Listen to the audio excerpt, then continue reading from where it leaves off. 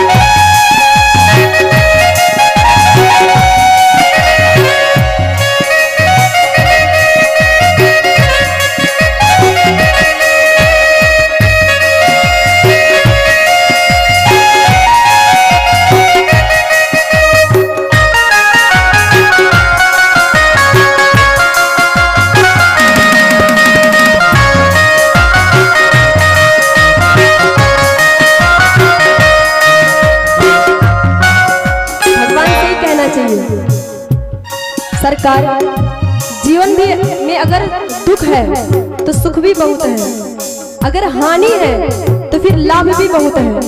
क्या हुआ अगर हमें थोड़ा सा दुख मिल गया? कोई बात नहीं अगर हमें थोड़ा सा दुख भी मिल गया, क्योंकि प्रभु की मेहरबानियां तो हमारे ऊपर भी बहुत है। अगर थोड़ा सा दुख दे दिया तो कोई समस्या नहीं होनी चाहिए। चाहे सुख दो या दुख, चाहे खुशी दो या गम, चाहे सुख दो या दुख, चाहे खुशी दो या गम, चाहे सुख दो या दुख, चाहे खुशी दो या गम, चाहे सुख दो या दुख, चाहे खुशी दो या गम, मालिक जैसे भी रहोगे वैसे रहेगा मैं। मालिक जैसे भी रखोगे वैसे रहेगा। चाहे खुशी भरा संसार, चाहे खुशी भरा संसार, लगे में आंसुओं की धार दे दे, आंसुओं की धार। चाहे खुशी भरा संसार, चाहे खुशी भरा संसार, या दे दे आंसुओं की धार दे दे, आंसुओं की धार। जो भी देना चाहे दे दे, मेरे करतार तेरे फूलों से प्यार, तेरे कांटों से प्यार, तेरे फूलों से प्यार, तेरे हाथों से भी प्यार। जो भी देना चाहे दे दे, मेरे करतार तू। जो भी देना चाहे मेरे करतार, तेरे फूलों से भी प्यार, तेरे हाथों से भी प्यार, तेरे फूलों से भी प्यार, तेरे कांटों से भी प्यार तू। जो भी देना चाहे दे दे, मेरे करतार तू। जो भी देना चाहे उसे तेरे फूलों से भी प्यार, तेरे कांटों से भी प्यार, तेरे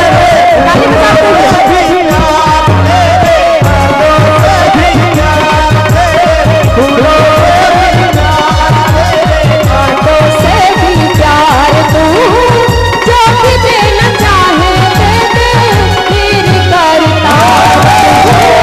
जो भी देना चाहे दे दे, मेरे करतार से भी प्यार, तेरे कांटों से भी प्यार, तेरे फूलों से भी प्यार, तेरे कांटों से भी प्यार, तेरे फूलों से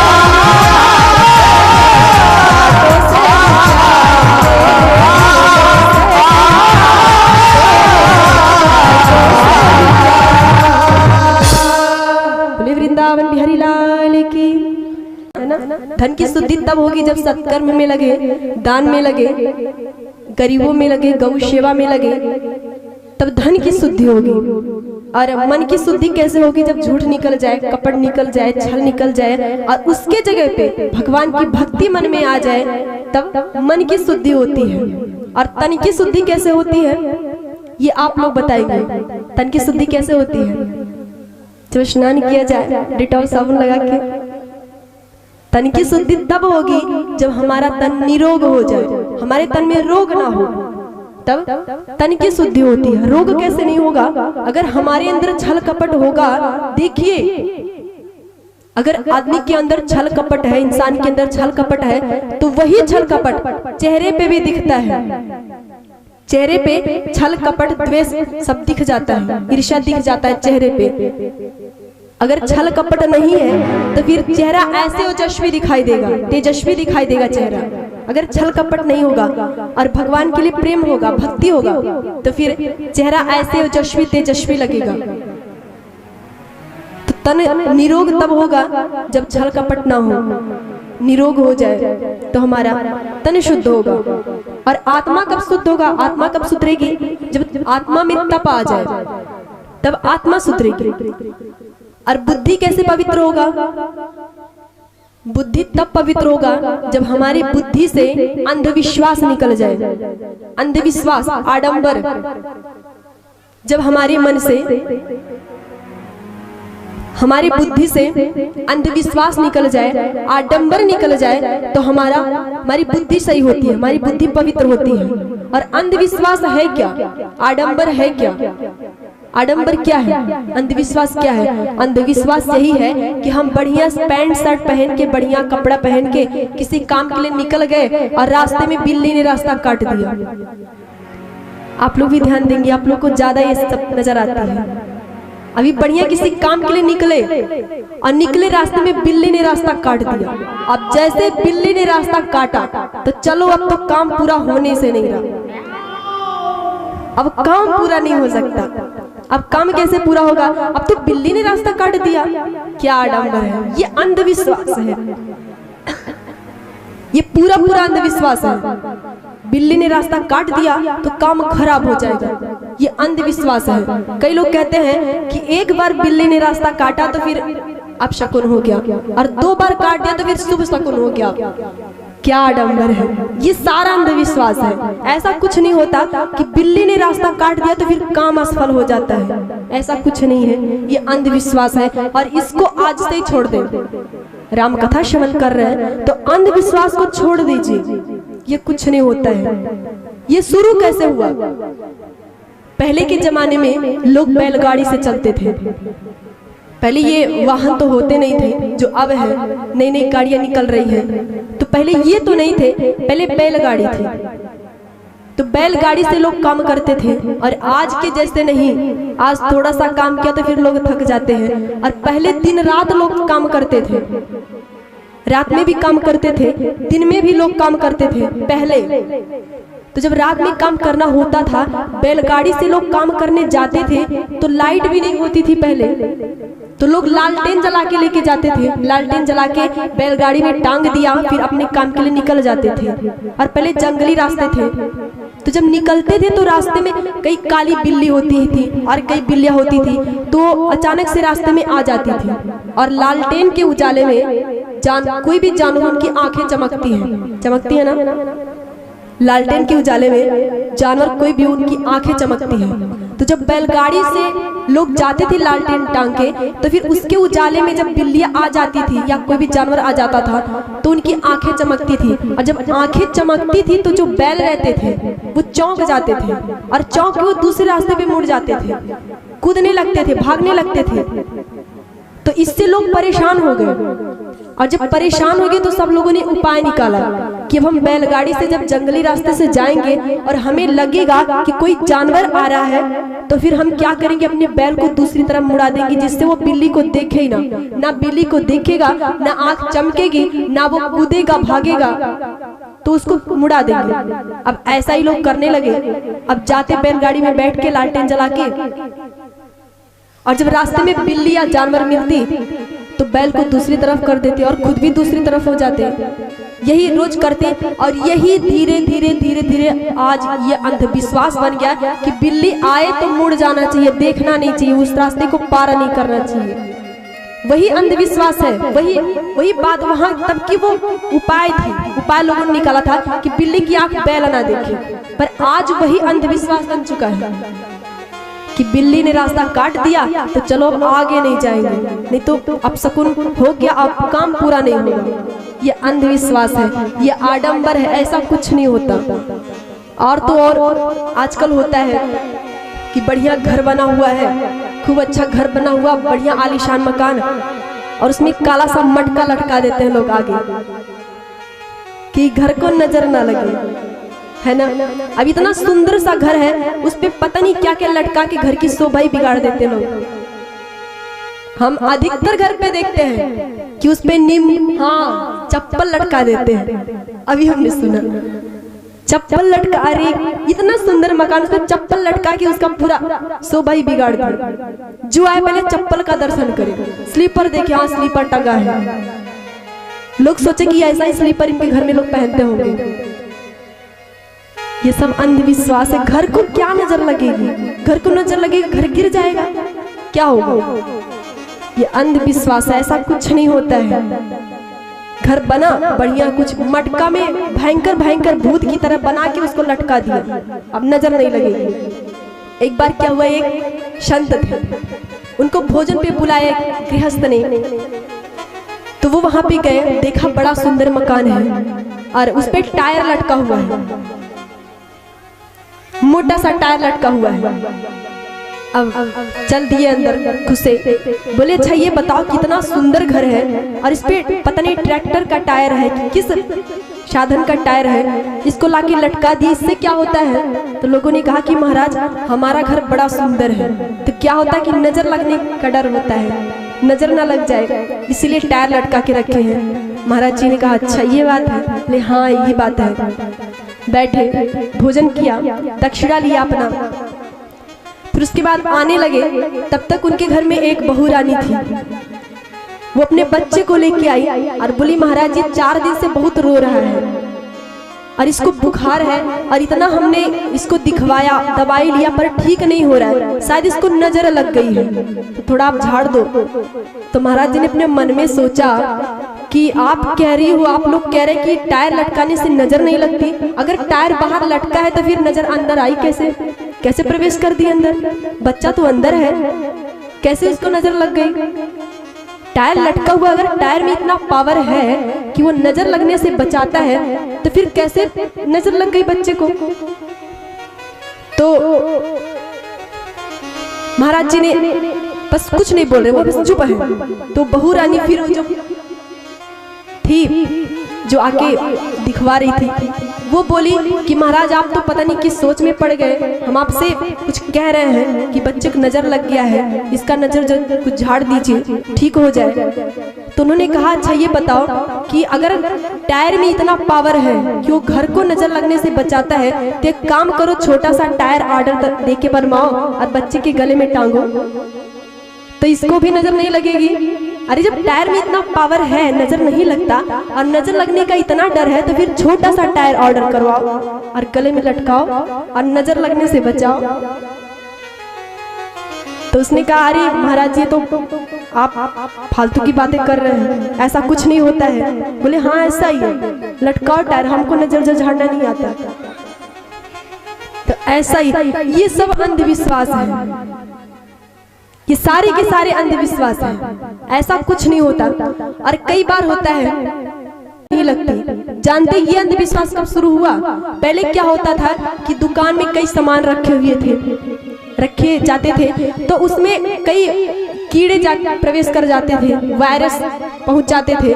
तो फिर नींबू मिर्ची में इतना होता है कुछ रासायनिक अभिक्रिया, कुछ उसमें तत्व तो ऐसे होते हैं कि उसकी उस नींबू और मिर्ची के वजह से अंदर वायरस नहीं घुस सकते। नींबू और मिर्ची में ऐसे तत्व तो होते हैं कि उसकी वजह से वायरस अंदर नहीं घुस सकते, इसीलिए लोग नींबू और मिर्ची लगाने लगे। और वो आज क्या बन गया कि इससे नजर नहीं लगेगी। नींबू मिर्ची से बस इतना ही हो सकता है कि वायरस अंदर नहीं आएंगे, वो नजर लगने से नहीं बचाती। नजर लगने से बचाना है तो वही टायर लटकाना पड़ेगा। देखिए ये सब अंधविश्वास है, कुछ नहीं होता इससे, ये कुछ नहीं है। बिल्ली रास्ता काट दे तो टायर लटका दो, तो ये करो वो करो, ये सब अंधविश्वास है, ये सारे अंधविश्वास है, ये कुछ नहीं होता है। आप राम कथा श्रवण कर रहे हो तो फिर इसको जल्दी से जल्दी छोड़ दो, ये नहीं होना चाहिए, ये कोई बुद्धिमानी वाली काम नहीं है। अब देखिए जो अच्छे अच्छे स्टूडेंट है, बाहर पढ़ रहे हैं, साइंस पढ़ रहे हैं, वो भी इन सब में यकीन रखते हैं।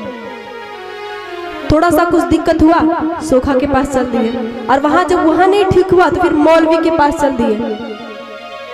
सोखा के पास, मौलवी के पास जाना स्वीकार है, पर उसी जगह पे मंदिर में जाना स्वीकार नहीं है कि जाओ मूर्ति के पास बैठ के कहे भगवान से, भगवान क्या ये हटाओ, ऐसा करो। सोखा के पास जाके अरे भूत लग गया, हमको भूत लग गया, इसको हटाओ।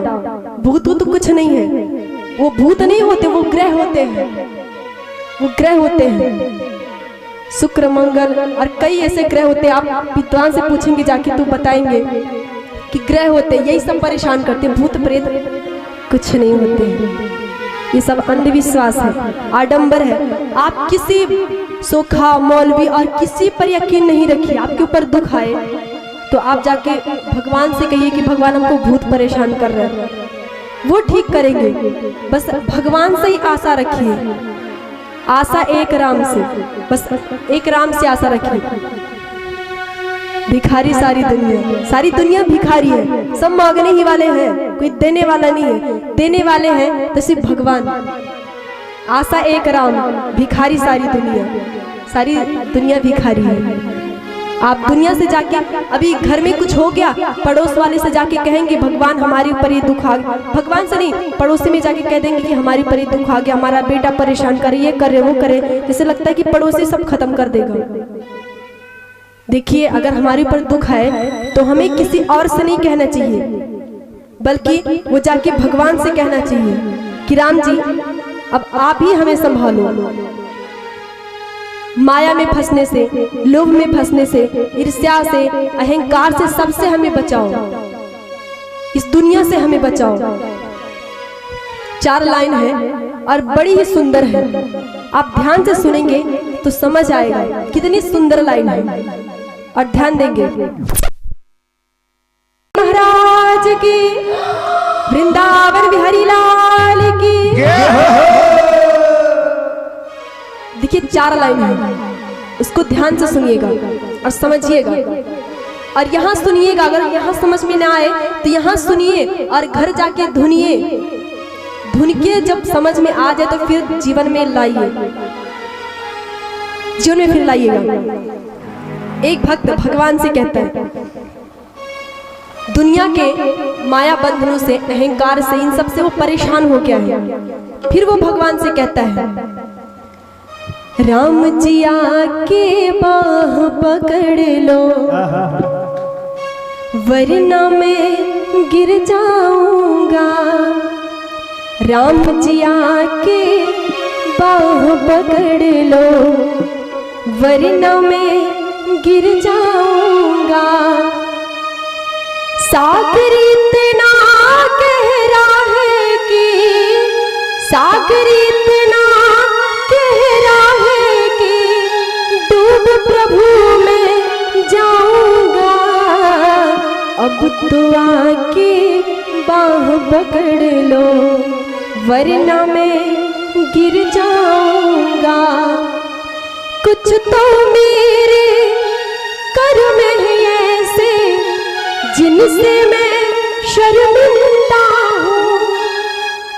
समझिएगा, कुछ तो मेरे कर्म है ऐसे, जिन पर मैं शर्मिंदा हूँ। सिर पर कर्ज है दुनिया का, बस इसीलिए मैं जिंदा हूँ। तुमने भी मोह मोड़ लिया तो, तुमने भी मोह मोड़ लिया तो, बोल कहाँ मैं जाऊंगा। अब तो आके वहाँ पकड़ लो, वरना मैं गिर जाऊंगा। अब तो आके वहाँ पकड़ लो, वरना मैं गिर जाऊंगा। राम जी आके बाह पकड़ लो, वरना मैं गिर जाऊंगा। कहाँ गिर जाऊंगा? इस माया में फंस जाऊंगा, इस माया में। सागर इतना गहरा है कि डूब प्रभु में जाऊंगा। ये दुनिया की जो माया है इतनी गहरी है, इतनी गहरी है कि कितना लाख हम बचने की कोशिश करें पर हम फंस ही जाते हैं। सागर इतना गहरा है कि डूब प्रभु में जाऊंगा। अब तो आके बाह पकड़ लो, वरना मैं गिर जाऊंगा। कुछ तो मेरे कर्म है ऐसे, जिन पर मैं शर्मिंदा हूँ। हम कुछ कर्म करके आए हैं और इस जन्म में ही हम कुछ कर्म किए हैं जिन पे हम शर्मिंदा हैं कि भगवान को हम कैसे मुंह दिखाएं। हमने चोरी की है, हमने लोगों को परेशान किया है, उससे हम शर्मिंदा हैं। हम कैसे आपको मुंह दिखाएं? सिर पर कर्ज है दुनिया का, बस इसीलिए मैं जिंदा हूँ।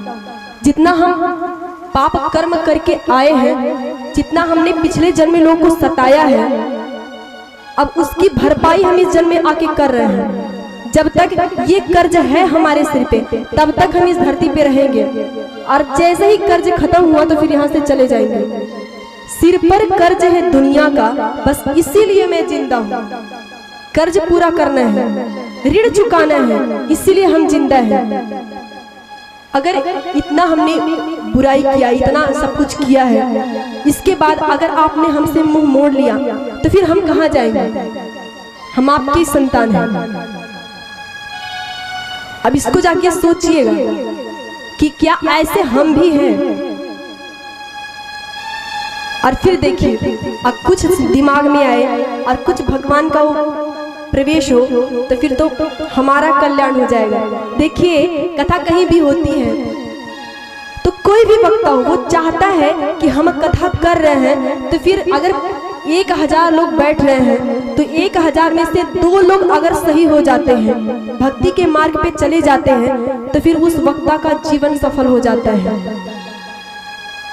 वक्ता आया, कथा कह दिया, चला गया, कोई मतलब नहीं। अगर हम यहाँ पे आए, यहाँ पे 2 लोग अच्छे मार्ग पे गए तो फिर दूसरी कथा में 2 लोग और जाएंगे, तीसरी कथा में 2 लोग और जाएंगे, और ऐसे से करके कभी 100 पूरा हो जाएंगे। अगर एक भी लोग सही मार्ग पकड़े तो फिर तो हमारा जीवन सफल हो जाएगा। तो हमारा जीवन सफल बनाने के लिए आप सब अपने हृदय में भगवान का प्रवेश जरूर कराइए, क्योंकि हमारा देखिए कोई चीज बिना स्वार्थ के नहीं होता। इसमें भी हमारा स्वार्थ है कि आप लोग भक्ति के मार्ग पे जाएं, छल कपट ना करें, धर्म पे रहें, कर्तव्य करें अपना। अगर ऐसा करेंगे तो फिर हमारा जीवन सफल होगा, हमारा कल्याण होगा। निस्वार्थ नहीं, स्वार्थ है हमारा भी कि आप लोग सही हो जाएंगे तो फिर हमारा कल्याण होगा। और सही ये नहीं होना है, ऐसा नहीं कि हम ये कह रहे कि आप घर वर छोड़ दो, अब जंगल में चले जाओ।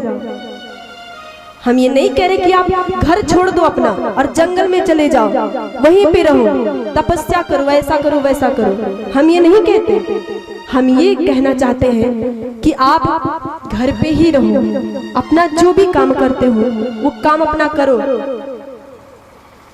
अपना सब कुछ करो। जो भी बिजनेस करते हो, जो भी नौकरी करते हो वो करो अपना काम, लेकिन साथ में सभी काम के लिए अगर समय निकालते हो तो साथ ही साथ भगवान के लिए भी समय निकालो। अब देखिए आप लोग का कितना अच्छा है, ये पास में मंदिर है, आप लोग चाहे तो एक समय निर्धारित कर ले 24 घंटा में, 1 घंटा का समय निकाल ले और उस 1 घंटे में सारे लोगों को यहाँ के कीर्तन करना चाहिए। मंदिर है यहाँ ना, हमें लगता होता भी है, हमें लगता कि होता भी है, लेकिन हमें ये नहीं लगता कि आधे गांव के लोग आते होंगे, 4-5 लोग आते हैं। देखिए शिकायत आ रही है, मंदिर पास में है फिर भी आप लोग नहीं आते। कितना सौभाग्य की, कितनी सौभाग्य की बात है कि यहाँ पास में मंदिर है, पास में आपका गांव है। देखिए एक समय निर्धारित कर लीजिए, सारे लोग समय निर्धारित कीजिए। आप 10 मिनट आ सके तो 10 मिनट आइए, 1 घंटा आ सके तो बहुत अच्छी बात है। अगर 1 घंटा नहीं आ सके तो फिर आधा घंटा आइए, समय निकालिए आधा घंटा के लिए। देखिए आप लोगों से ज्यादा हम कह रहे हैं, आधे घंटे का समय निकालिए। अगर आधा घंटा ना समय निकल पाए तो 15 मिनट निकालिए, और 15 मिनट नहीं निकल पाए तो 10 मिनट निकालिए, और 10 भी मिनट नहीं निकल पाए तो 5 मिनट निकालिए। 5 मिनट तो सबके पास है कि नहीं है? 5 मिनट सबके पास है, तो उस 5 मिनट में क्या करें कि यहाँ पे समय, जो भी यहाँ कीर्तन का समय है, यहाँ पे आए और कीर्तन करें साथ में। अगर 2 ही 4 बार आप कीर्तन कर लिए तो फिर बहुत बड़ी बात है। कभी 2-4 बार से आपका 8 हो जाएगा, 8 से 16 हो जाएगा, 16 से 100 हो जाएगा, फिर धीरे धीरे आदत पड़ जाएगी, आदत पड़ जाएगी, फिर तो कल्याण ही कल्याण है। आप लोग का साथ में मेरा भी। तो क्या करेंगे, यहाँ पे समय जो भी निर्धारित है कीर्तन का या सुंदरकांड का जो भी, उस समय में आप लोग थोड़ी देर के लिए जरूर सारे लोग आए। अब बताइए कितने लोग आएंगे, कीर्तन करेंगे? हाथ उठाइए तो कितने लोग? कोई नहीं राजी, इधर के लोगों में कोई राजी नहीं है। 4 लोग क्या कहेंगे, बस वही वाली हाल है। कितने लोग आएंगे कीर्तन में? नहीं आएंगे, कोई नहीं आना चाहता है। भगवान यहाँ काट लेंगे क्या? देखिए, ये जीवन भगवान ने दिया है। भगवान ने इतना समय निकालकर हमारे लिए हाथ बनाया, पैर बनाया, सब कुछ किया हमारे लिए, इतना सब कुछ किया। कितना उनके पास समय था, बहुत समय।